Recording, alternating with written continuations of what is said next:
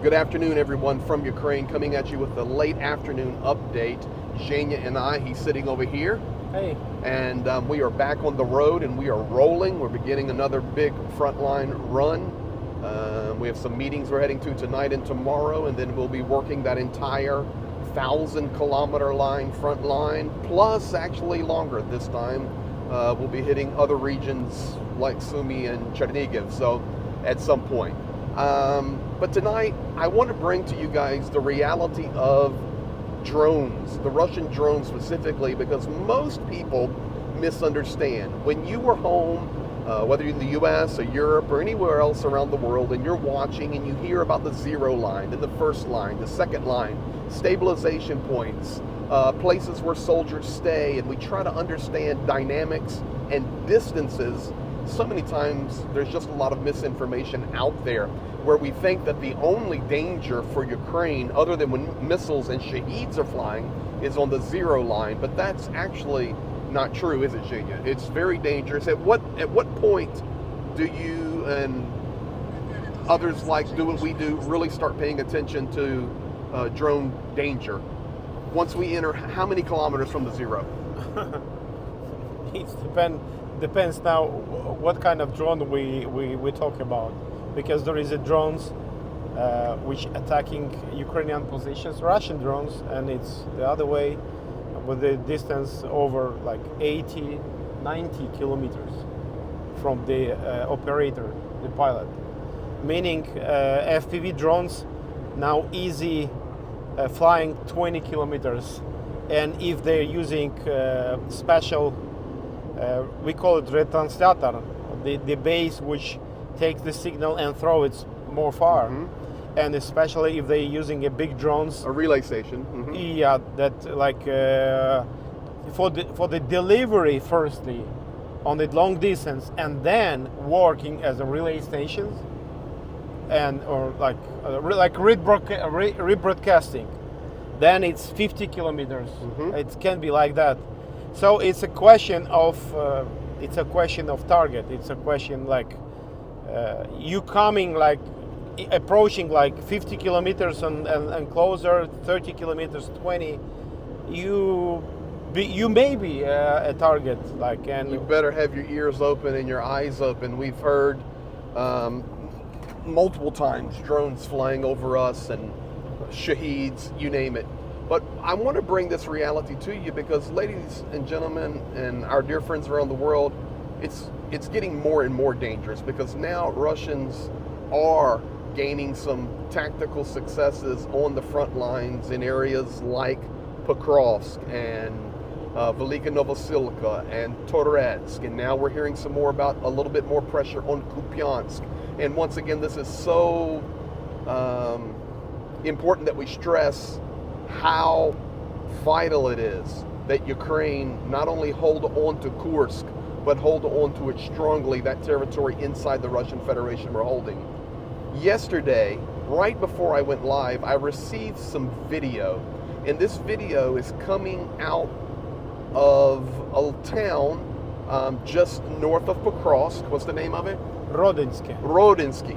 And just so you guys know, this is the road that Zhenya and I have driven on many, many, many times. We've driven right past this exact service station that you're going to see.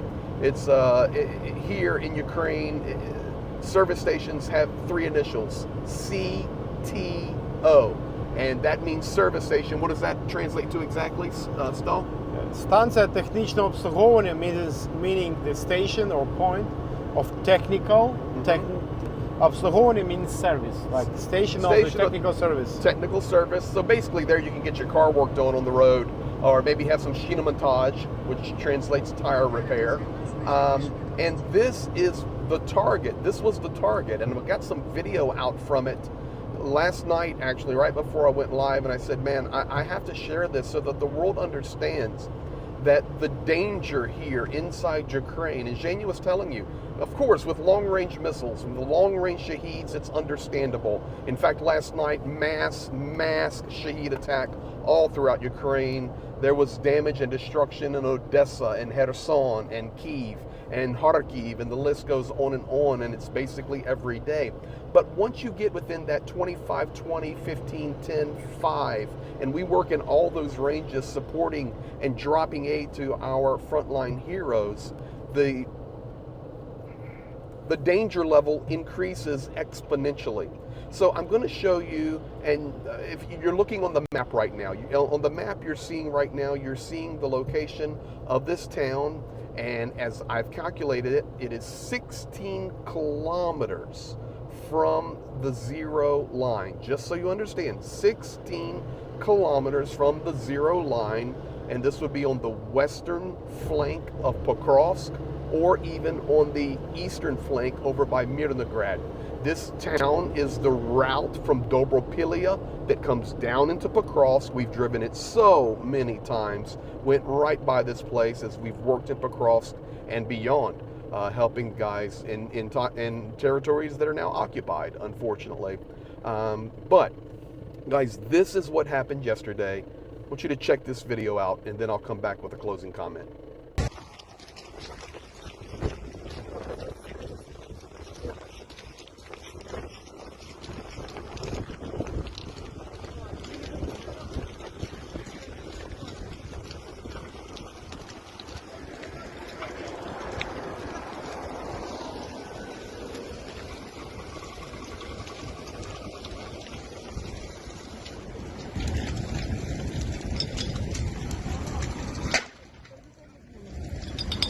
Людей не було.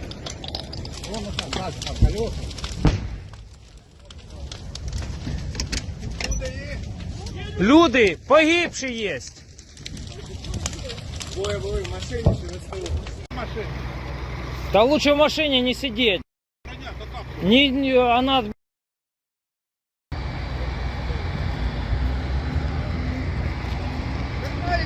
Воздух!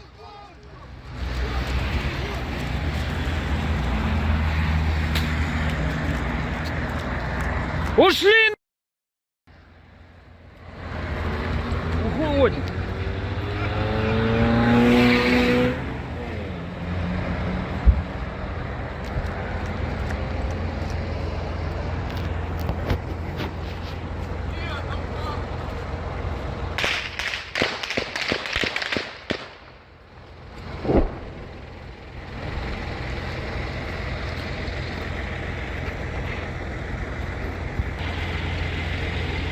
На разворот пошел!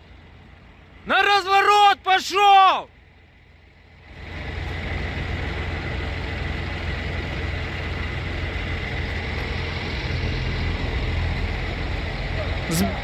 Сбили!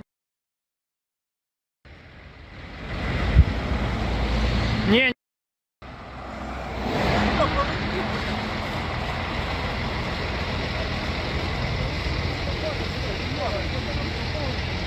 Отойдите с дороги. Попа... Воздух! Воздух!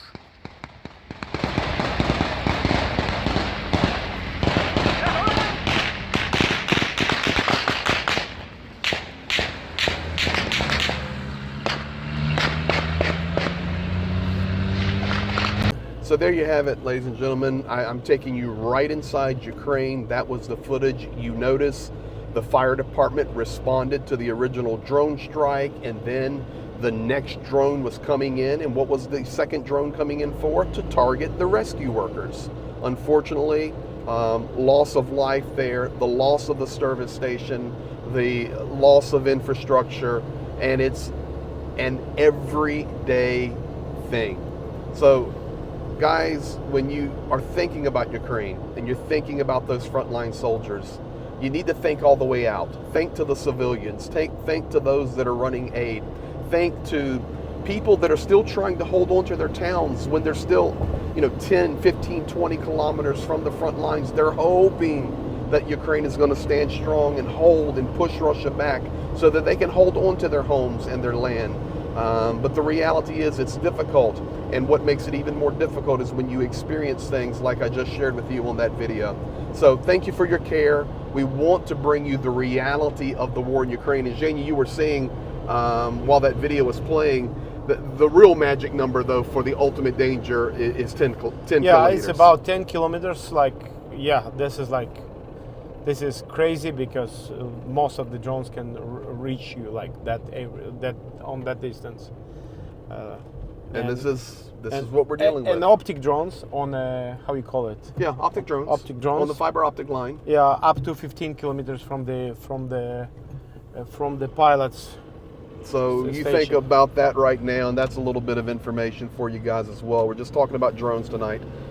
15 kilometers a drone can run on a fiber optic line. And newest, sorry, Yeah. 41. How many? 41. 41 kilometers for the newest ones. And that takes electronic warfare out of this. If you're wondering, just at the end of this video as we say thank you, if this is an artillery war, yeah, there's artillery. There's trenches, there's tanks, there's front lines, there's grenades, there's snipers, there's everything, there's missiles. But ladies and gentlemen, this is a drone and technology war, and thank you for helping us to do what we can to deliver technology. In the back of this truck back here, we're loaded with technology, and we're even having more technology delivered ahead of us, and we pick it up and get it to the guys in our just-in-time drops. Thank you for helping us make a difference in Ukraine, and wherever you're at today, be blessed and be thankful for what you have. Be back at you later.